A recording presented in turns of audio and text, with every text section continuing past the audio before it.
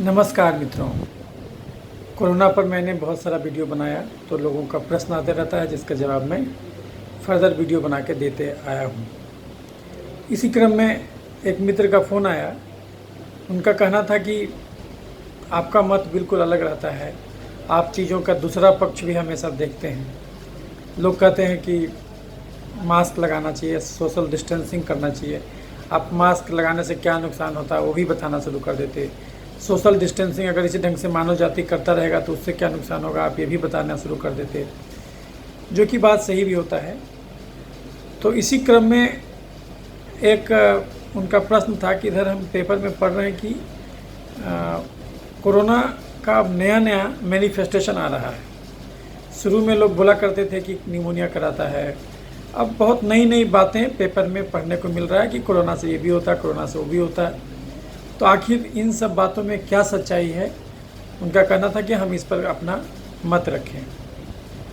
तो देखिए, ऐसा है मित्रों, मैं तो आपको पहले ही बता चुका हूँ कि कोरोना एक कोई बीमारी नहीं है, एक क्रिएटेड प्रॉब्लम है। इसको बनाया गया है, पूंजीवादी व्यवस्था को अपना सामान बेचना है, तो उसको अपने मन में, आपके मन में भय पैदा करेगा और आपके जीवन को असहज बनाएगा। इस पूरे घटनाक्रम में क्या हुआ, नुकसान किसको हुआ? नुकसान केवल मानवता को हुआ और किसी को नहीं हुआ। नुकसान केवल लोकतंत्र को हुआ और किसी को नहीं हुआ। नुकसान आपके हृदय के उन करुणामयी भावनाओं का हुआ और किसी का नहीं हुआ। आपको मनुष्यता के तल पर एक स्टेप और नीचे उतार दिया गया। जाने अनजाने में आप खुद अपने जो प्राकृतिक आप जो दिया गया था, आपसे कुछ चीज़ बिसरवा दिया गया। आपको आपकी याददाश्त को ख़त्म कर दिया गया किसी खास मायने में, और चालाकी इतना बढ़ता गया कि आपको पता भी ना चले। ये इतना सोची समझी राजनीति है कि जिसमें यदि आप समझिएगा तो आप पागल हो जाइएगा। आपको विज्ञान पर तो विश्वास ही उड़ जाएगा। इस कदर लोग अब हो गए हैं, क्योंकि अब लोगों ने समझ लिया है कि इस ढंग से ज़मीन कब्जा करने के लिए युद्ध जो दो देशों में हुआ करता था, अब इस प्रकार का घटना अब नहीं घटने वाला धरती पर। क्योंकि अब उनको ये बात समझ में आ गया है कि इस ढंग से तो हम क्षुद्र चीज़ ही मिल लेंगे। अब बहुत ज़्यादा चीज़ का आकांक्षा लोगों में धर कर गया। अब विज्ञान को लोग दुरुपयोग करना शुरू कर दे रहे हैं। पहले भी करते थे, जब उन्होंने अणु बम बनाया था, परमाणु बम बनाया था, तो दुरुपयोग ही था विज्ञान का वो। आज भी विज्ञान को, लेकिन आज अणु बम का जगह अब वायरोलॉजी लैब ले चुका है। अब वैज्ञानिकों को समझ में आ चुका है कि लैब में बैठे बैठे क्या फ़ायदा है, उससे अच्छा से धन बनाया जाए। और धन तभी होगा जब आप किसी को भयभीत कीजिएगा, तभी वो आपका चीज़ खरीदेगा। तो और अब सीधी WHO को कैप्चर करना बड़ा आसान काम है। किसी भी, आप तो देखिएगा बहुत सारा आप कॉन्स्पिरेसी बिहाइंड आप टाइप कीजिएगा तो अनेकों मिलेगा। US में भी तो सब चल रहा है, फौची के विरुद्ध जो ट्रंप का सलाहकार है उसके खिलाफ चल रहा है। तो WHO को मैनेज कर लिया गया। WHO सारा चीज़ बता दिया हर देश को। हर देश के राष्ट्राध्यक्ष को समझाया कि आपके फ़ायदे का सौदा है, आप इसको कर लीजिए। आप उतना दिन तक इमरजेंसी रख पाइएगा, जनता का सारा अधिकार आपके पास रहेगा, धन को अपने हिसाब से खर्च कीजिएगा, कोई ऑडिट नहीं होगा उसका। तो सारा चीज़ आपके हाथ में है, आप रख लीजिए, बड़ा फ़ायदे का सौदा है। तो सब देशों को समझाया गया, सब देशों के राष्ट्राध्यक्ष को ये बात समझ में आ गया कि हाँ, ये तो ज़बरदस्त चीज़ है, नया स्कीम है और भय का कारोबार है, जम के इसको खेलो, जम के मुनाफा कमाओ। तो यही बात है। अब मूल टॉपिक पर हम आते हैं। इन सब की चर्चा हम आगे भी करते रहेंगे। और एक मित्र का ऐसा भी सवाल था कि अर्थव्यवस्था का जो पैकेज दिया गया है गवर्नमेंट के द्वारा, तो थोड़ा उस पर प्रकाश डालें कि ये पैकेज से क्या फ़ायदा है और क्या नुकसान है। ये थोड़ा इस पैकेज के गणित को समझाएं, तो वो हम अगले वीडियो में बताएंगे आपको। पहले इसको समझ लीजिए कि आखिर ये अलग अलग लक्षण क्यों आ रहा है। अभी आपके मन में, आपके चेतन मन को हिप्नोटाइज करके, सम्मोहित करके आपका उस पर बिल्कुल कब्जा जमा लिया गया है। तो आप ये बिल्कुल भूल ही गए हैं कि दुनिया में और कोई बीमारी भी होता है। आप बिल्कुल भूल चुके हैं कि हार्ट अटैक होता है, लकवा मारता है, ब्लड प्रेशर बीमारी होता है, किसी को थ्रोम्बोसिस का बीमारी होता है, आप अनेकों बीमारी की याद ही आप बिसरा गए हैं, बिल्कुल भूल गया, वो स्मृति भ्रम में आप चले गए। बिल्कुल आपको चारों तरफ आप कोरोना परोसा जा रहा है, और जो व्यक्ति आपको कह रहा है कि अफवाह नहीं फैलाओ, वो सबसे ज़्यादा अफवाह फैला रहा है। नहीं तो इतने दिनों में आपको पता नहीं चला कि 2 महीना हो गया, 2 महीना में आपको समझ में तो आ जाना चाहिए था कि कोरोना से कितना % लोग मर रहा है। और आप खुद देख रहे हैं कि जब लोग शराब के दुकान में लाइन लगा के शराब खरीद रहा था, तो क्या उस समय आपका सोशल डिस्टेंसिंग नहीं टूट रहा था? जो आप कोई जाता है जहाँ पर खाना बढ़ता है, वहाँ पर लोग खाना लेने के लिए आज भी आपको दिख जाएगा ऐसा दृश्य, जहाँ लोग खाना खिलाते हैं, खाना रोज़ का रोज़ देते हैं, तो लाइन लग जाता है, उसमें सोशल डिस्टेंस नहीं टूटता है। लोग बाज़ार में जाते हैं सामान खरीदने, सब्जी खरीदने, उसमें सोशल डिस्टेंस नहीं टूटता है। लेकिन एक गरीब कपड़ा का दुकानदार को आप बंद करा दिए, जो कि किराए के दुकान में था, तो उसमें क्योंकि आपका सोशल डिस्टेंसिंग टूट रहा है। तो कहीं न कहीं अब लोग भी ये समझ रहे हैं कि ये सब गहरी साजिश का नतीजा है। ये सारे धंधे को बड़े बिजनेसमैन के हाथों में सौंप देने की बहुत बड़ी साजिश है। अब छोटी मछली को बड़ी मछलियां खा जाना चाहती हैं, बस मूल मुद्दा ही है। तो अभी जो आपने कहा कि कोरोना में अलग अलग लक्षण आ रहा है, तो वो इसलिए आ रहा है क्योंकि वो लक्षण तो था ही, कोरोना को तो जोड़ा गया था। मूल बीमारी तो वही है, मूल बीमारी वही। कल को कहेंगे कोरोना से हार्ट अटैक हो रहा है, कल को कहेंगे कोरोना से लकवा मार रहा है, नया आया कोरोना से लकवा मार रहा है, कल को कहेंगे कोरोना से लोग बेहोश हो जा रहे हैं, कल को कहेंगे लोग कोरोना से स्मृति भ्रम हो रहा है, कल को कहेंगे कोरोना से लोग को भूख लगना बंद हो गया, कोरोना से जॉन्डिस हो रहा है, कोरोना से लोग नपुंसक हो रहे हैं, कोरोना से सेक्स में गड़बड़ी आ रहा है, कोरोना से डिप्रेशन हो रहा है, कोरोना से एंजाइटी हो रहा है। ये भांति भांति के आपको चीज़ देखने को मिलेंगे। ये साइंस का चमत्कार है मित्रों, क्योंकि अब साइंस जो भी पढ़ रहे हैं उनको लग रहा है कि अब ये बोर हो रहा है, वो लोग फील कर रहे हैं कि अब क्या करें, धन कैसे अर्जित करें। बिना भय के धन तो होगा नहीं। भय पैदा करो, सामान्य जन में भय पैदा करो और उसको जम के दो। और ये ऐसा स्कीम है, ये ऐसा स्कीम है, इसमें सबको फायदा है, किसी को नुकसान नहीं है। हर पार्टी जो जहां सत्तारूढ़ है सबको फायदा है, सब लोगों को बेनिफिट है, इसमें किसी को नुकसान नहीं है। नुकसान केवल उसको है मनुष्यता। आपको दूसरे मनुष्य में जो प्रेम नज़र आता था, जो सहृदयता नज़र दिखती थी, अब वो सारा दिखना बंद हो गया। अब वो उसमें कोरोना दिख रहा है। आपको लग रहा है कि सामने वाला आ रहा है, हमको कोरोना बांट देगा। कोई आपको आज के डेट में आप किसी को आलिंगन करना चाहिए, पहले गले मिलते थे, कितने प्यार से मिलते थे। आज किसी को गले लगाना के लिए सोच भी लीजिए आप, वो आपको समझेगा कि ये कोरोना बांटने वाला ये ठग है। कहाँ गई हमारी मानवता? ये मानवता को जार जार कर दिया, ताकि आप जो मानवता था वो आपको बेसिकली आपको हृदय से जोड़ता था। कहीं न कहीं आप अपनी आत्मा से जुड़ते थे। ये हृदयगत करना और हृदयगत प्रेम से आप जब जुड़ते थे, उससे लबालब रहते थे, तो आप बहुत सारे बीमारियों से बच जाते थे।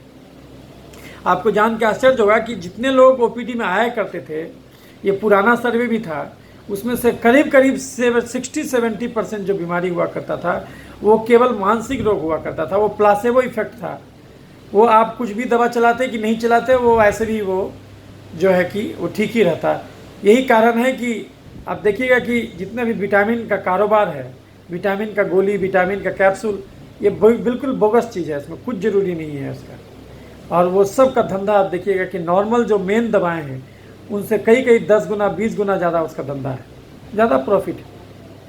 तो और ये सब प्रायोजित होता है, सब स्पॉन्सर्ड आपको बताया जाता है, और उन चीज़ों के बारे में आपको कभी नहीं बताया जाएगा जो नेचुरली, जिसके द्वारा आप ठीक हो सकते हैं, उसके बारे में कोई जानकारी आपको नहीं देना चाहेगा। स्वास्थ्य का अर्थ होता है स्व में स्थिति। स्वास्थ्य का पता आपको कभी नहीं लगता, आपको पता लगता है बीमारी का, स्वास्थ्य का पता आपको नहीं लगता।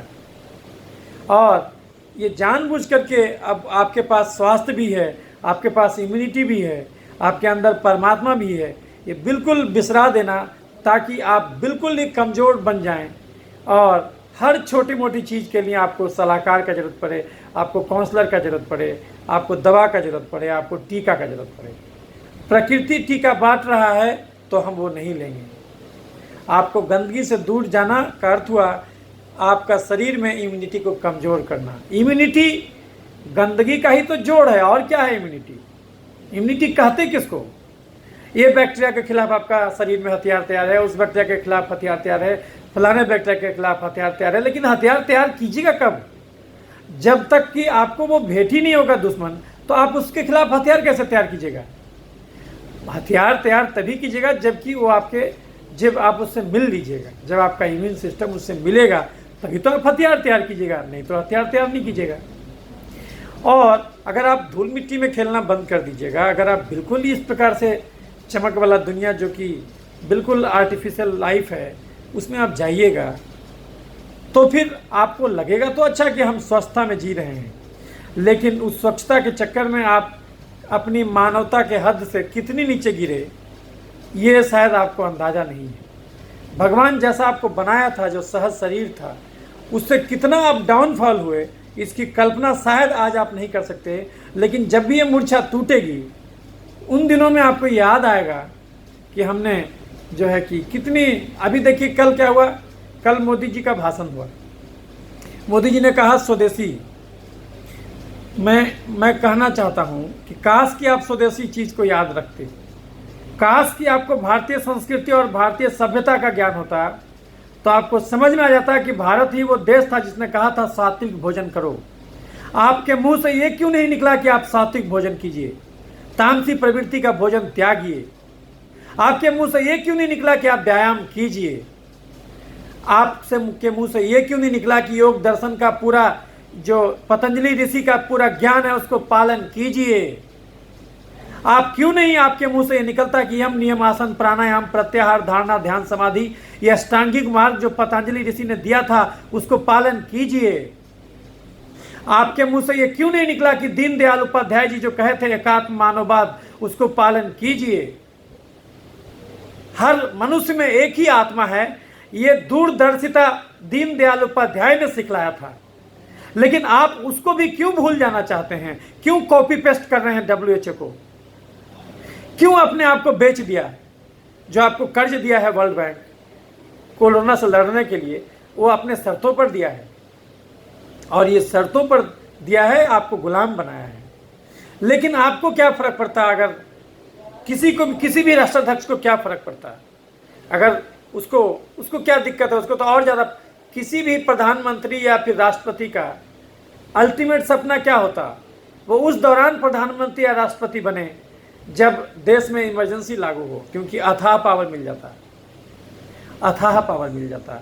आप नागरिक स्वतंत्रता की धज्जियां उड़ा सकते हैं मज़े से, और उस पर आप एक मुलम्मा चढ़ा सकते हैं कि मैं लोगों की मदद कर रहा हूँ, स्वास्थ्य बचा रहा हूँ, सेहत बचा रहा हूँ, जान बचा रहा हूँ। लेकिन ये जान कहाँ बचा रहे हैं? जान कहाँ बच रहा है? आप तो आंकड़ा ही छुपा रहे हैं। 22,000 लोग हर साल मरता था, और उतना ही तो अभी भी मर रहा है। हिम्मत है तो आंकड़ा दिखा दीजिए। प्रतिदिन लोग 22,000 मरा करते थे, आज भी उतना ही मर रहे हैं। लेकिन आज आपने मौत को कोरोना का रंग दे दिया है। लेकिन इससे आप समाज का कितना नुकसान कर रहे हैं? कभी आप सोच के देखें कितना ज़्यादा नुकसान आपने समाज को किया है। आज देखिए जिस आदमी को कोरोना हो गया और वो आज समाज में निकलने लायक नहीं है। सोचिए, जो भी आपका भक्त होगा, जो भी आपसे जुड़ा है किसी भी और ढंग से, उसको भी आप एक चढ़ावा चढ़ा दिए, चलो इसको भी मान लो। मान तो वो लिया, लेकिन उसके चलते समाज में क्या विकृति उत्पन्न हो गया। आज जो आदमी जो कोरोना से पीड़ित है, डॉक्टर जिसको आप बोलते हैं कि माला पहनाते हैं और उसको फूल चढ़ाते हैं, थाली बजवाते हैं, कभी आप सोच के देखें एक डॉक्टर को अगर खुद कोरोना हो जाए, वो अपना पहचान नहीं बताना चाहेगा दुनिया में, और मीडिया वाला खोज के आएगा कि किसको हुआ है, नाम बताओ, हम छापेंगे पेपर में उसका नाम, ताकि उसको बर्बाद कर देंगे। और कोई प्रेस ब्यूरो नहीं आएगा, कोई मानवाधिकार आयोग नहीं आएगा, क्योंकि सारे लोग चुप हैं। सारे लोगों की मति मारी हो गई, सब लोग सम्मोहित है, हिप्नोटाइज्ड हैं। एक लाइन नहीं बोल रहा। पेपर वाला लिखता है, डर के लिखता है। सच्चाई को कोई नहीं बोल रहा। कोई सरकार से नहीं बोल रहा है कि पहले जितना मरते थे, अगर आपका कहना है कि कोरोना इतना ही गंभीर बीमारी है, तो आप हमको दिखाइए वो आंकड़ा कि पहले कितना मरता था। किसी भी सरकार के लिए कौन सा मुश्किल काम है आज के डिजिटल युग में ये पता कर लेना कि कितने लोग मरे आज। किसी भी बीमारी से, ये कौन सा भारी मुसीबत है? आप देख लीजिए, क्या वो दुगना हो गया है?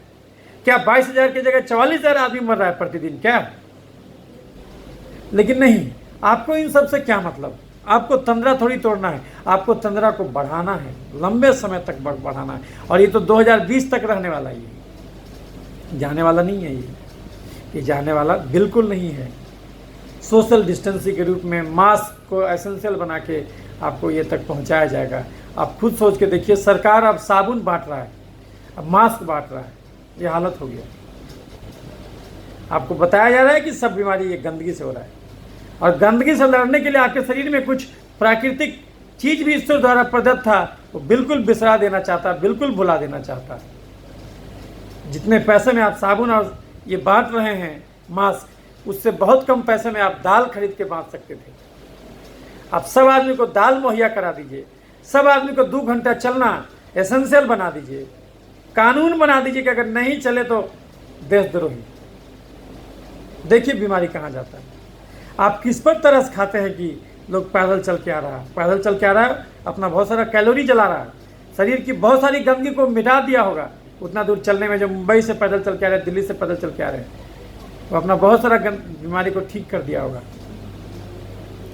तो हमारा कहना है कि आप जो नए आपने जो प्रश्न पूछा था कि नए लक्षण जो आपको दिख रहे हैं, वो क्यों दिख रहे हैं?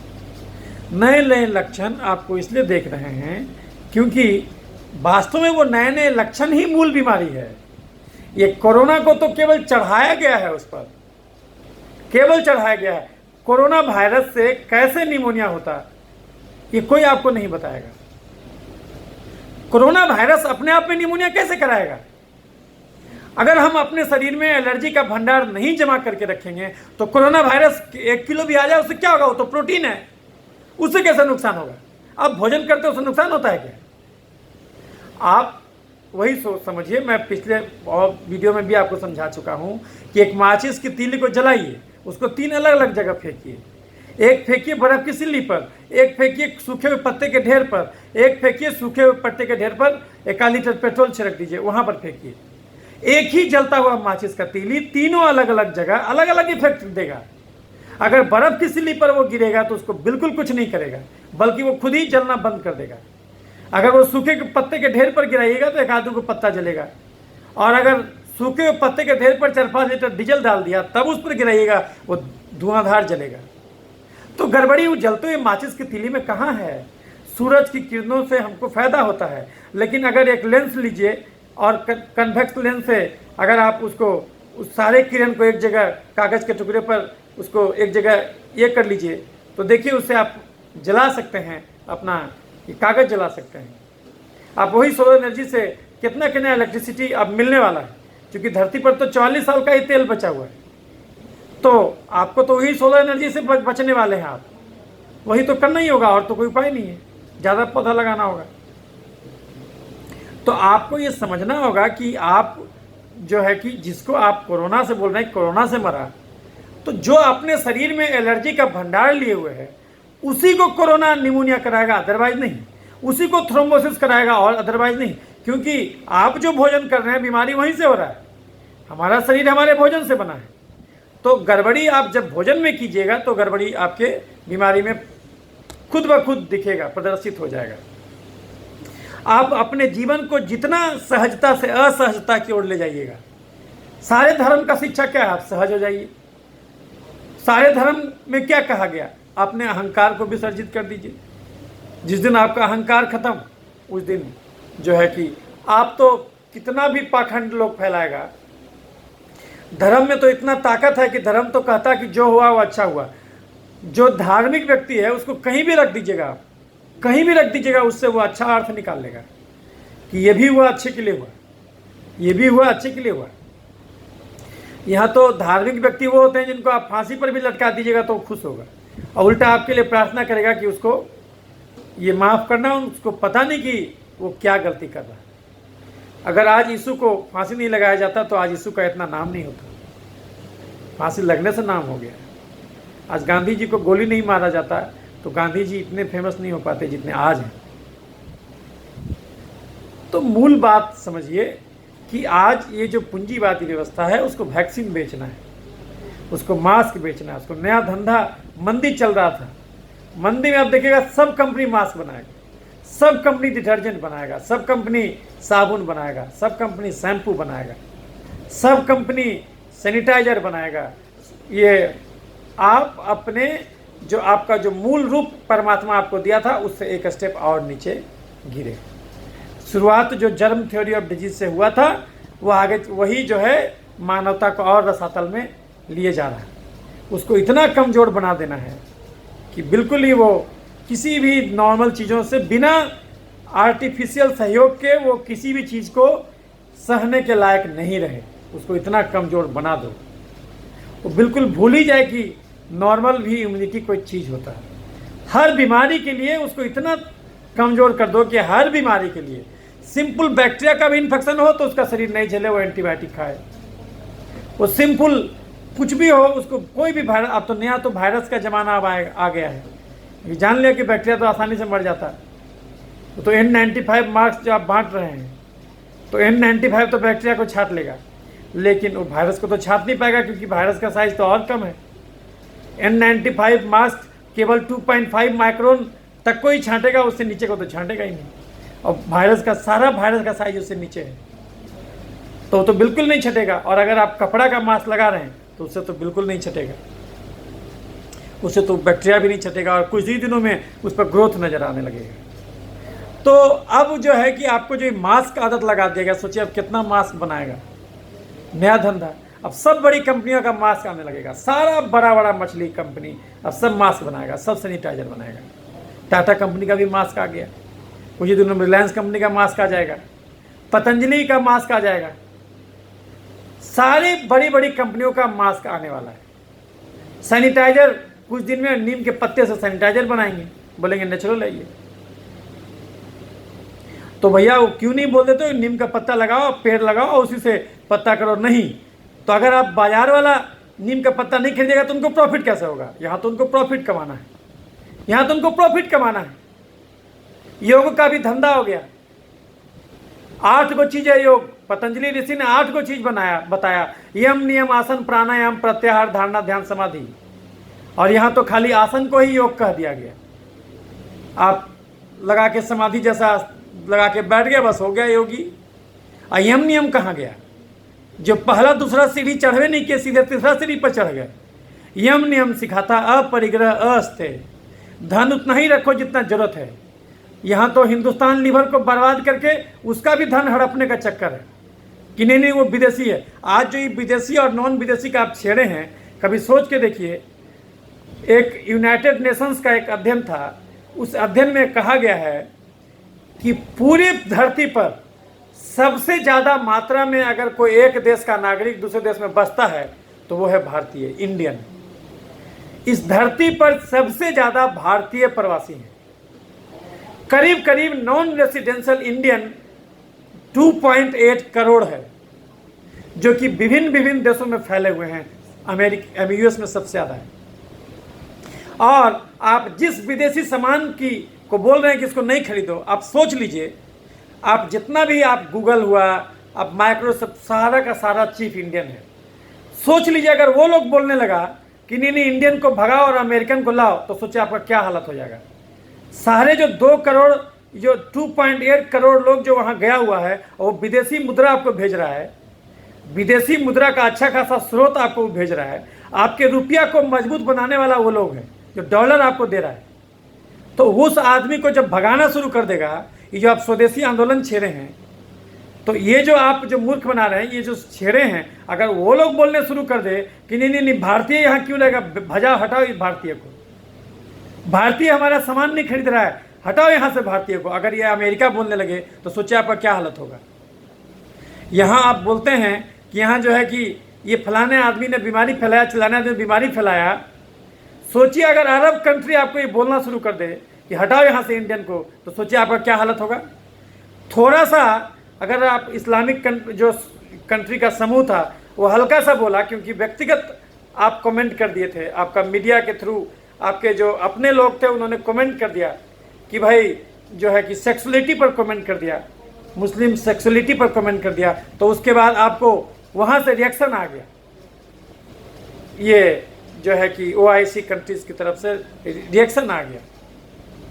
मैं ये नहीं कहता हूँ कि वो उनके हर रिएक्शन को वैल्यू देने का ज़रूरत है। भारत अपने आप में ही काफ़ी है, हम उनके अनुसार क्यों बने, हमारा अपना है। लेकिन सवाल उठता है कि आखिर किसी विदेश मंत्रालय को आखिर क्यों जारी करना पड़ा कि नहीं नहीं नहीं नहीं नहीं नहीं, ये गलती से, ऐसा कुछ नहीं है, भारत में किसी से भेदभाव नहीं किया जा रहा। आप फिर आखिर यदि आप उससे नहीं डरते थे तो काहे बोले ये बात, क्या ज़रूरत है वो कुछ भी बोले। आज अमेरिका बोले जा रहा है चीन को ये कर देंगे वो कर देंगे, चीन कहाँ कुछ बोल रहा है। जो करना करके दिखाओ, करके दिखाओ। याद रखिए वो बुद्ध को मानने वाला देश है। तो मैं किसी देश की बढ़ाई नहीं कर रहा हूँ और किसी देश का अपमान नहीं कर रहा, क्योंकि मैं भारत देश का नागरिक हूँ। और भारत एक ऐसा देश है, विवेकानंद जब बोले थे धर्म संसद में कि भारत का जो धर्म है, ये धर्म, हिंदू जो धर्म है वो सनातन धर्म है, सबसे पुराना धर्म है, और ये धर्म में सब धर्म समा जाएगा, क्योंकि ये धर्म हमारा सिखाता है वसुधैव कुटुंबकम। कौन सा चीन और कौन सा अमेरिका, ये सारा विश्व एक परिवार है और सारा का सारा हिंदू है। मैं तो इस धारणा को मानता हूं, मैं तो इस धारणा को मानता हूं कि सब लोग मनुष्य और मनुष्यता का धर्म सिखाता है ये हिंदू सनातन धर्म। लेकिन हमारे मन में जो हिंदू धर्म का बोध है वो बोध नहीं है जो कि आजकल हिंदू धर्म को प्रचारित किया जा रहा है। वो बोध ही बिल्कुल अलग है, वो बोध ही बिल्कुल अलग है। यदि आप सही में वसुधैव कुटुंबकम को मानते हैं तो फिर आपके लिए कोई विदेशी हुआ ही नहीं, हुआ ही नहीं। सब मनुष्य का एक रूप है और कुछ नहीं, और सबके अंदर वही विश्व विराजमान है। तो मेरा बस यही कहना है, आपने जो, हालांकि आपका प्रश्न था उससे हम थोड़ा हट गए, लेकिन वो समझाने के लिए हटना जरूरी था, क्योंकि कितनी बड़ी साजिश चल रही है। और ऐसा नहीं लोग आंदोलित नहीं हो रहे हैं, लोग पॉजिटिव वाले लोग भी बोल रहे हैं, लेकिन क्या है कि उनकी आवाज़ों को अभी लोग नहीं सुनना पसंद कर रहे, क्योंकि लोगों की भी गलती नहीं है, वो बेचारे सम्मोहित हैं, वो हिप्नोटाइज्ड हैं, और उन पर एक बहुत गहरा त्राटक कर दिया गया है। ये त्राटक भी यहीं से निकला, सम्मोहन विद्या भी भारत में होता था, ऋषि मुनि को पता था त्राटक विद्या। वो सम्मोहित करने की कला जानते थे, मन को कैसे कंट्रोल कर दें। जो चेतन मन है जिससे आप सब कुछ सोचते समझते हैं, इस चेतन मन को अगर कंट्रोल कर दिया जाए तो फिर आप बिल्कुल, आपको बाप समझिए चल एक मशीन हो गए। आपने क्या खोया है, आपने अपना मनुष्यता खोया है, और आप मशीन की ओर, आपको एक ढंग से मशीन बना दिया गया। एक पंखा का क्या अपना औकात है, वो क्या उसका अपनी समझ है। अब जब ऑन कीजिएगा ऑन होगा, जब ऑफ कीजिएगा ऑफ होगा। आप आज के दिन में आप एक मशीन हैं, जब चाहेगा वो आपको जो भी सोचने को मजबूर कर देगा, और उसने आपके दिमाग पर कब्जा कर लिया। अब आपका सॉफ्टवेयर उसके कंट्रोल में आ गया। वो जब चाहेगा वैसा आपको सोचने पर मजबूर कर देगा। कुछ लोग होंगे जो सम्मोहित नहीं हुए हैं, वो तमाम इतने जो चिल्लाने के बावजूद कि ये करो, हाथ धो, वो उसमें भी समझ गए उसका चाल। ऐसे लोग जो धरती पर हैं, और ये हर देश में है, अमेरिका में भी हैं, जो कि बता रहे हैं कि फौची ने कैसे पूरे विश्व को ठगा है। ये जो है कि आपका ट्रंप का जो स्वास्थ्य सलाहकार है, और ये फौजी तो रूप बदल के हर देश में बैठा हुआ है। यहाँ भी जो सलाहकार है वही ठग रहा है, वही ठग रहा है। तो अब हमको ये समझना होगा कि अल्टीमेटली ये और कुछ नहीं है, ये सारी मानव जाति का ध्यान एक गैर जरूरी चीज़ों में की ओर मोड़ देना है, ताकि लोग डर के रहे। और डर में आपका कोई मांग पैदा नहीं होगा। डर में के चलते तो आप कोई आंदोलन नहीं कीजिएगा, कोई रोड पर नहीं आइएगा, कुछ भी, आप भूखे भूखे मर जाइएगा, इलाज के बगैर मर जाइएगा। आज देखिए पहले क्या होता था, पहले क्या होता था, कह रहे हमको इलाज नहीं मिला, इतना देर लेट हो गया, मरीज हार्ट अटैक से मर गया। लोग आंदोलन करता था, डॉक्टर को पीटता था, कहाँ गया अब मर भी जाइएगा, चुप रहिएगा कि चलो बहुत डर है बाहर में, कोरोना, हम लड़ रहे हैं कोरोना से। लड़ना नहीं है, do not fight, just be right. मेरा ये नारा है, do not fight, just be right. आप सही हो जाएं, सहज हो जाएं, कोई लड़ाई का जरूरत नहीं है। और इस धरती पर जो आदमी भी लड़ा है किसी चीज से, वो कभी नहीं जीता है।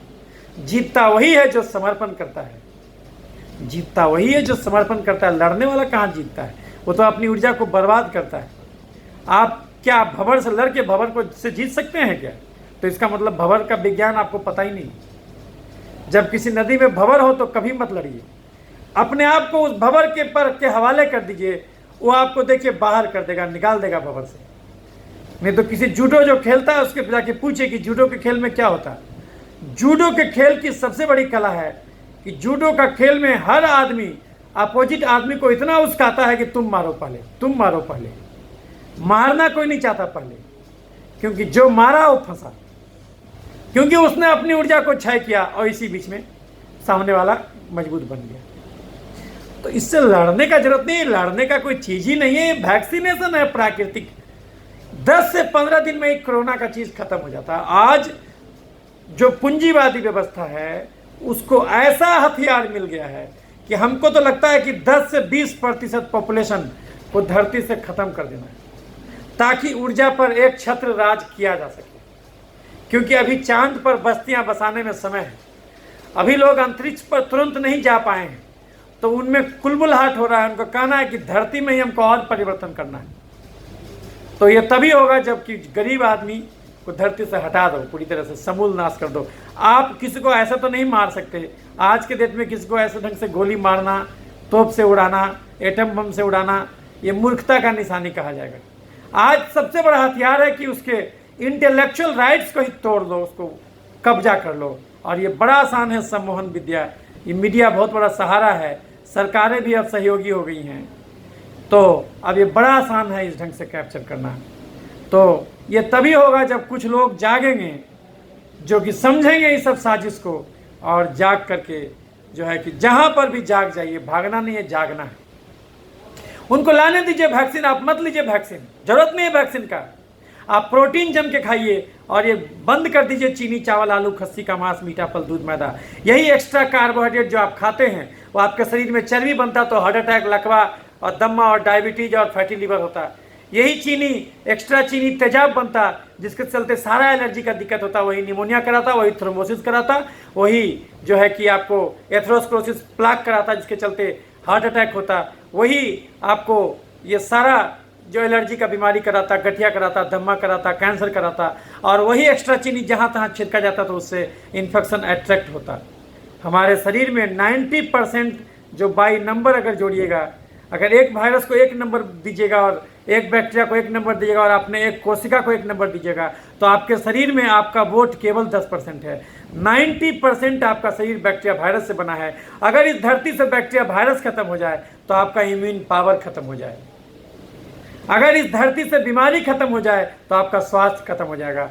क्योंकि स्वास्थ्य और बीमारी एक ही सिक्के का 2 पहलू है। हर बीमारी एक स्वास्थ्य लेके आता है, हर बीमारी एक स्वास्थ्य लेके आता है। यदि आप सपोज कीजिए आपको टाइफाइड हुआ, पुराने ज़माने में जब लोगों के पास सेफ्ट्रैक्जन भी नहीं था तो वो टाइफाइड के बैक्टीरिया को कैसे मारा करते थे? वो करते क्या थे कि कुछ दिन के लिए उस मरीज का खाना बंद कर देते थे। तो खाना बंद कर देते थे और केवल लिक्विड डाइट पर डालते थे और उसको कम से कम उसको बंद कर दिया जाता था। तो आपका क्या होता था कि जब आपका शरीर में कैलोरी का रिक्वायरमेंट होता था तो आपका कैलोरी खुद ही उसको जो है कि उस सारा चीनी को खा जाता था। तो बैक्टीरिया को खाने के लिए चीनी कम बचता था, बैक्टीरिया स्वतः ही मर जाता था। एब्स्टिनेशन रहता था, 10 से 15 दिन खाने को नहीं मिलता था। हमको आज भी याद है बचपन कि जब हमको गांव में बुखार लगा था तो 2-3 दिन 4 दिन तक खाना नहीं मिलता था। बस खाली रहिए घर में, खाना वाना सब बंद। 3-4 दिन में वो स्वतः ही बैक्टीरिया आपके शरीर में जो आया था वो मर जाता था। और जब मरता था तो उसका डेड बॉडी, उसका जो डेड बॉडी था वही आपके लिए भोजन का काम करता था। वो डेड बॉडी जो प्रोटीन है, बेसिकली बैक्टीरिया 75% प्रोटीन है, वायरस 75% प्रोटीन है। आप उससे प्रभावित इसलिए हो जाते हैं क्योंकि आप ज़रूरत ज़्यादा कार्बोहाइड्रेट खाते हैं और मेहनत बिल्कुल नहीं करते। आपका धर्म सिखाता है, भारतीय संस्कृति सिखाती है मेहनत का फल मीठा होता है। हम बिना मेहनत के मीठा फल खाना चाहते हैं, बीमारी यहाँ से हो रहा है। हम सात्विक भोजन नहीं करना चाहते, हम तामसी भोजन करना चाहते और मेहनत बिल्कुल नहीं करना चाहते। और ये लॉकडाउन के चलते अगर हम घर में काम करना सीख लिए तो शारीरिक श्रम और भी कम हो जाएगा। पहले हम सार्थक श्रम किया करते थे, अब तो निरर्थक श्रम भी हम नहीं करते। पहले जाकर के कुदाल चलाते थे, उससे मिट्टी का वो उर्वरकता बढ़ता था, उससे खाद वो हम मिला देते थे सारा, वो टॉयलेट जो हम करते थे। आज हम उसी टॉयलेट को बायोलॉजिकल खाद बना के पूंजीवादी व्यवस्था हमको बेच रहा है। पहले तो हमको स्वच्छता का ज्ञान दिया, यानी पहले जो नेचुरल खाद हम बनाते थे वो खाद बनवाना हमको बंद करवाया, और उसके बाद फिर वही खाद बना के वही पैकेट में बेचना शुरू कर दिया। चूंकि इसमें वो ब्रोकर बन गया, उसको कमाई शुरू हो जाएगा। लेकिन अगर हम इस ढंग से मौका देंगे तो इससे होगा क्या? ऊर्जा पर एकाधिकार, हमारा भी जो इनकम है वो सोख लिया, हमको पता भी नहीं चला, रातों रात हमारा धन हमसे निकल गया, बाहर चला गया। तो हमें ये समझना होगा, जागना होगा, और एक दूसरे को भी जगाना होगा कि ये जो है कम से कम इस सम्मोहन से बाहर आइए। और हमारा कहना है कि आप इस देश में रह रहे हैं तो कानून मत तोड़िए, कानून तोड़ने से कोई फ़ायदा नहीं होगा। आप मास्क लगा के निकलिए, सामाजिक दूरी बना के निकलिए, लेकिन आपको जब घर में आइए तो एक दूसरे को आलिंगन कीजिए, प्यार की भावना को मरने मत दीजिए, क्योंकि अगर ये प्रेम मर गया तो समझिए आप मानव के रूप में जो आप हैं मर जाइएगा। आप खुद सोचिए, आप आर्टिफिशियल इंटेलिजेंस का ज़माना है। आपको पता है आर्टिफिशियल इंटेलिजेंस हर वो काम कर सकता है जो मनुष्य का दिमाग कर सकता है, लेकिन आर्टिफिशियल इंटेलिजेंस हर वो काम नहीं कर सकता जो आपकी आत्मा कर सकती है। वो नहीं कर सकता, वो आत्मा शून्य है, उसमें कोई आत्मा नहीं है। तो आपको ये समझना होगा कि ईश्वर ने आपको जो दो दिमाग दिया है, तो ऐसा मत कीजिए कि एक दिमाग को मार दीजिए। एक दिमाग धर्म सिखाता है, एक दिमाग विज्ञान सिखाता है, और ये दोनों जरूरी है। केवल धर्म से कुछ नहीं होगा, केवल विज्ञान से कुछ नहीं होगा, ये दोनों का मिश्रण जरूरी है। दिन भर में आप जितना भी बौखते हैं, जितना ज़्यादा आप रिसर्च करते हैं, लेकिन लौट के आपको रोज़ का रोज़ शून्य पर आ जाना होगा। अपने स्केल को ऐसा बनाइए कि आप जाइए कहीं पर, लौट के घर आ जाइए, लौट के घर आ जाइए, जीरो पर आ जाइए, नहीं तो फिर आपका कल्याण नहीं है। फिर पूंजीवादी व्यवस्था नोचने के लिए हर दरवाजे पर, हर गली में, हर नुक्कड़ पर खड़ा है। आपको पता भी नहीं चलेगा, क्योंकि आज लुटेरा अपना वो पहचान बदल दिया है। अब वो आपके बिल्कुल ही आपको लगेगा कि बहुत प्यारा आदमी है वो, अब आपको शक्ल बदल के वो लूटना शुरू कर दे रहा है। इसलिए आपको ये समझना होगा, आपको जाग जाना है। बीमारी का गरीबी से कहीं कोई रिश्ता नहीं है। हमारे पास गरीब से गरीब लोग आते हैं, वो कहते हैं कि सर दिनाई कैसे ठीक होगा बिना दवा के, हमारे पास दवा खरीदने का पैसा नहीं है। मैं उनको कहता हूँ कि तुम 4 से 5 घंटा रोज टहलो, और 3 से 4 कटोरा दाल रोज पियो, अंकुरित चना, अंकुरित मूंग खाओ, सोयाबीन का बरी खाओ, हरा सब्जी खाओ, और चीनी, चावल, आलू, खस्सी का मांस, मीठा फल, दूध, मैदा तक बिल्कुल छोड़ दो। फल खाने का इच्छा करे तो खीरा, ककड़ी, टमाटर खाओ। रोज टहलो, जितना टहल सकते हो, 4 घंटा 5 घंटा टहलो, तो बिना दवा के ठीक हो जाएगा। लेकिन ये बताने में डॉक्टरों को क्यों नहीं दिक्कत होगा, क्योंकि उनको लगेगा कि फिर हम पैसा कैसे कमाएंगे। लेकिन मैं अपने डॉक्टर बंधुओं से भी ये कहना चाहता हूँ कि इस मनुष्यता में इतने मरीज हैं, इतने मरीज हैं, कि अगर सब आदमी भी अपना ले तो भी आपके पास मरीज रहेगा, क्योंकि ये बताने वाला भी तो आदमी होना चाहिए। इसीलिए सच्चाई यही है कि जिन रास्तों पर चल के, याद रखिए मित्रों, बीमारियां अनंत हैं, बीमारियां अनंत हैं, लेकिन स्वास्थ्य एक ही है। मनुष्य अनंत है, लेकिन परमात्मा एक ही है। आप अपने बीमारी को पैदा करने के दरमियान स्वास्थ्य से भटक के जितनी दूर चले हैं, अगर आपको ये बोध जगा दिया जाए कि आप भटके कहाँ से थे, तो पुनः स्वास्थ्य तक लौटना आपके लिए बड़ा आसान हो जाएगा। तो वही हम आपको दिखा रहे हैं, हम आपको आपका स्वास्थ्य याद करा रहे हैं, क्योंकि दिक्कत है कि हमें अपना स्वास्थ्य नहीं बोध रहता। जो चीज़ आपको हमेशा से मिला हुआ है उसका बोध आपको कभी नहीं रहता। जो चीज़ आपके लिए सबसे सहजता से उपलब्ध है आप उसका बोध नहीं रहता। और सारी पूंजीवादी व्यवस्था आपको रात दिन इस प्रयास में लगा हुआ है कि आपको बिल्कुल ही वो दिमाग से ओझल करा दिया जाए, आपको वो दिखे ही नहीं, आपके सामने वो अमृत मौजूद है, लेकिन आप उसको बिल्कुल देखने से आपको रोक दिया जा रहा। आपके दिमाग पर, जिसको बोलते मति आपका फेर लेना, मति फेर दिया जा रहा। ये मति भ्रम है, त्राटक करना सीख लिया है। आपका योगा वो भी सीख लिया, वो भी जान गया कि मनुष्य का अगर हम मन पर कब्जा कर लें तो सारे चीज़ पर कब्जा हो जाएगा। अब कुछ गिना चुना लोग पूरे संसार पर हावी रहेगा। अब ये प्रधानमंत्री, राष्ट्रपति, ये सब छोटा मोटा पद बन गया। अब पूंजीवादी व्यवस्था में जो इसके पास सबसे ज़्यादा धन है वही शासन चला रहा है, अप्रत्यक्ष रूप से वही, और उसको तो और फायदा है क्योंकि उसको किसी का दंश भी नहीं झेलना है। प्रधानमंत्री, राष्ट्रपति को तो कल को जवाब देना होगा, उनको अपने अनुयायियों को जवाब देना होगा जो कहते हैं कि हमारे बहुत ज़्यादा फॉलोअर हैं, तो अब उनको फॉलोअर के नज़र पर खड़ा उतरना होगा, उनको सब कुछ का जवाबदेही उनका बन गया। लेकिन पैसा कोई और कमा रहा, मजा कोई और लूट रहा, लेकिन जो है कि उसका सजा ठीकरा फूटेगा, जो नेता होगा सो कॉल वो उस पर फूटेगा। ये मनुष्यता को हम किस राह पर ले जा रहे हैं, ये हमें सचेत होना होगा। नहीं तो इस धरती पर मान लीजिए कि साजिश जो हुआ है वो साजिश यही है कि इस धरती से 20% पॉपुलेशन को हटाओ। ये एक्स्ट्रा लोग हैं, बिल्कुल गैर जरूरी लोग हैं, तो ये वो ऐसे ही चलते चलते मर जाएंगे जैसे लोग आ रहे थे और पीछे से धक्का मार दिया। अभी कितने लोग मर रहे हैं जो है कि पैदल चल के आ रहे हैं, कितने लोग भूख से मर जा रहे होंगे, कितने लोग जो है कि एक्सीडेंट से मर जा रहे होंगे। तो ऐसे ही, और उसका रिपोर्टिंग नहीं है, इसलिए रिपोर्टिंग नहीं तो आपके हृदय भी मर जा रहा है, आपको पता नहीं चल रहा है कि उतने लोग मर भी रहे हैं। इसलिए अपने शरीर में इस हृदय को मरने मत दीजिए, केवल दिमाग को हावी मत होने दीजिए, नहीं तो आर्टिफिशियल इंटेलिजेंस और मनुष्य में कोई अंतर नहीं रह जाएगा। फिर अंत में घड़ी आएगा जब यही पूंजीवादी व्यवस्था बोलेगा कि हमने इसके लिए भी मशीन बना लिया है, अब तुम्हारी भी दरकार नहीं है, तुम अपना रास्ता खुद नापो। तो अब हमें जाग जाना होगा, अब हमें चेत जाना होगा। तो आपने प्रश्न पूछा था कि अलग अलग लक्षण क्यों आ रहे, तो अलग लक्षण तो वही हकीकत है और तो मुलम्मा चढ़ाया गया है। अभी तो सारे प्रकार के लक्षण से आपको जोड़ा जाएगा, और नए नए जितने भी बड़े बड़े, आप याद रखिएगा, जितना बड़ा बड़ा अब ये जर्नल का नाम सुनिएगा, ये सारे लोग बिके हुए लोग हैं, ये सारे लोग खरीद लिए गए लोग हैं। इनको धन चाहिए और इनको केवल धन चाहिए। HIV एक बहुत बड़ा फ्रॉड था और ये कोरोना उससे भी बड़ा फ्रॉड साबित होगा। HIV इतना बड़ा फ्रॉड था कि आज भी जिंदा है। अरबों रुपया का दवा बेच लिया गया ART के नाम पर, लेकिन ये HIV बिल्कुल ही कुछ नहीं था। आप खुद सोच के देखिए, आज के डेट में जो भी HIV का दवा खाता है, जिसका HIV आप खुद सोच के देखिए, जिसका CD4 काउंट 250 से ऊपर आता, 320 से ऊपर आता, उसको तो दवा दिया भी नहीं जाता, वो तो उसी HIV को लेकर के भी आराम से पूरा जीवन बिताता, उसी HIV, उसी हेपेटाइटिस B के साथ ही ये पूरा जीवन बिताता। लेकिन जो है कि आपको अगर दिमाग में डाल दिया जाए कि ये हेपेटाइटिस B आपको कैंसर कराएगा, तो आप इतने पागल हो जाइएगा कि टिनोफोविर 300 मिलीग्राम एक गोली सुबह शाम आप खरीद के खाइएगा और 3 से 4 हज़ार महीना बर्बाद कीजिएगा। और तो और उसके बाद फिर बार बार जाके 5,000 रुपये का जांच कराइएगा, जिसमें कि आपको वो जो है कि वायरल DNA काउंट कराइएगा और बर्बाद होइएगा, लुटाइएगा।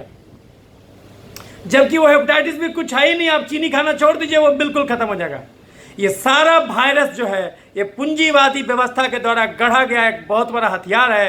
तो नए जमाने का अणुबम है ये वायरस, नए जमाने का अणुबम है वायरस, नए जमाने का ये पूंजीवादी व्यवस्था का बहुत बड़ा ये ब्रह्मास्त्र है वायरस। ये बहुत बड़ा हथियार मिल गया पूंजीवादी व्यवस्था को, हमें ये जाग जाना होगा। और ये वायरोलॉजी लैब नहीं है, यहाँ पर ये अस्त्रागार कह लीजिए इसको, ये बहुत बड़ा अस्त्रागार है मित्रों।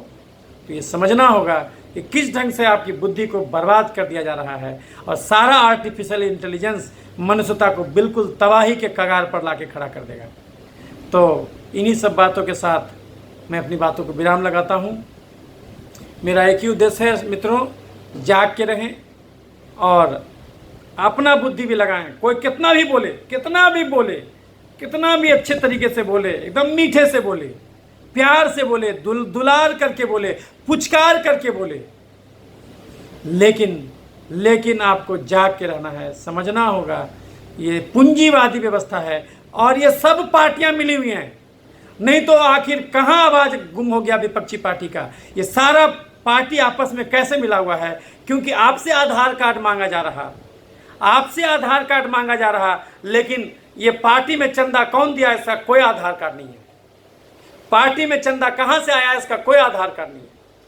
तो आपको समझना होगा कि ये पूंजीवादी व्यवस्था सब मिली हुई है, सब एक से एक है, सब मिला हुआ है। किसी को खराब किसी को अच्छा कहना उचित नहीं है। सब लोग मिले हुए हैं तो इसमें अगर आप जाग के नहीं रहिएगा तो बर्बादी तय है।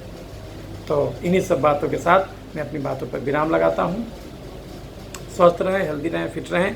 दाल 3 कटोरा रोज़ पिएं, अंकुरित चना की मूँग खाएं, 1 से 2 घंटा रोज़ टहलें, बिना काम के चलें, और फल का सेवन अगर करते हैं तो ऐसे केस में उस दिन रोटी छोड़ दीजिए। अगर आपको आम खाना है तो उस दिन रोटी बंद, उस दिन खाली फलाहार कीजिए। 3 आम खाइए, 3 को संतरा खाइए, हो गया 24 घंटे खाना। उस दिन केवल फलाहार कीजिए, और लेकिन प्रोटीन के लिए अंडा जरूर खा लीजिए। अगर आपको केवल फल खाना है तो 2 अंडा खा लीजिए, नहीं तो दाल पी लीजिए 3 कटोरा, और 3 को फल खा लीजिए। फिर उस दिन रोटी, बाकी सारा चीज़ बंद कर दीजिए।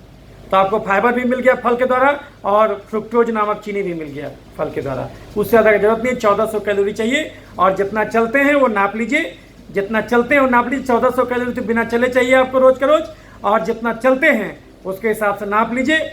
अगर आप 4 किलोमीटर चले, इसका मतलब है कि 200 कैलोरी, तो 200 कैलोरी वो जोड़ लीजिए। 200 कैलोरी कैसे होगा? 2 आम खाइएगा तो करीब करीब आपको 250 कैलोरी देगा। 2 आम खाइएगा तो 250 कैलोरी देगा। तो उसी हिसाब से आप जोड़ लीजिए। 1 रोटी 100 कैलोरी देता है।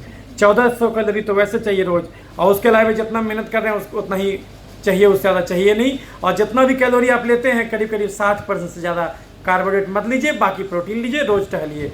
और अगर भूख बहुत सता रहा है तो खीरा आप अनलिमिटेड खा सकते हैं, ककड़ी अनलिमिटेड खा सकते हैं, साग जम के खाइए, रोज़ टहलिए, बिना काम के चलिए, और ये लोगों को जानकारी बांटिए।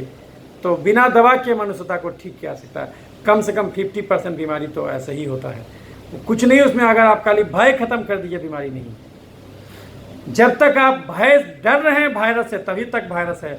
वायरस का कोई ये से कोई संबंध नहीं है। वायरस कोई बीमारी है ही नहीं। वायरस खुद भी निर्जीव है, वो बीमारी नहीं देगा आपको। ये बात समझिए। इतने दिनों तक आपको HIV से ठगा गया, हेपेटाइटिस बी से ठगा गया, अब कोरोना आ गया, इस ढंग से ठगा जाते रहेगा। एक बहुत बड़ा बायोलॉजिकल वेपन है ये वायरस, और कुछ नहीं है। धन्यवाद।